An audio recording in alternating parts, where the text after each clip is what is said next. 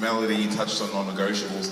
If we're talking about cultural pillars, things that everyone here, no matter what size their churches or their youth ministry is, what are some cultural pillars that maybe we have in our church that you think are key to building a great team?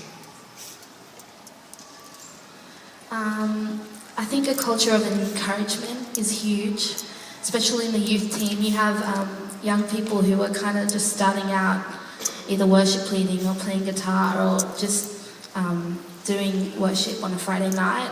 I think encouragement is really huge. Like for myself as a little young rat bag, that's the word this masterclass, was really the encouragement from my leaders. Like that was huge for me. Like when someone said, "Oh, you did really good in this part of the night. Your stage presence was great," and it really encouraged the people around you. I think when one of my leaders said that to me, it really made me think, okay, what I'm doing is actually important, and people notice, and it makes me want to, take my leadership to another level. So I think encouragement is huge. It's great. I'm just going for what Mel said. I think it's like our leaders have all raised us and put so much into us. And I think we've always made sure that we're raising the next generation, and that the next generation is going to raise the next generation. And so what we do at youth, I guess, every week is we're trying to invest into them, spend as much time as we can with them, raise up the kid who's a bit crazy and but he's got something there that we can see and we know it's going to be good. Yeah, there's so many cool kids coming through our youth ministry. It's amazing, and it's such a blessing.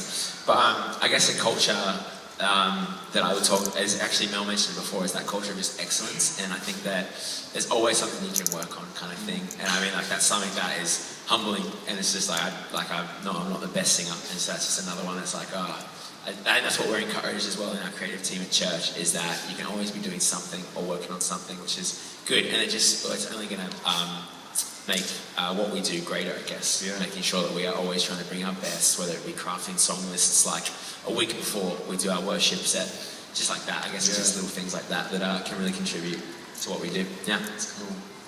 Yeah, there's so many cultural pillars or whatever. Yeah. There's so many. I made that up. Yeah, it's awesome.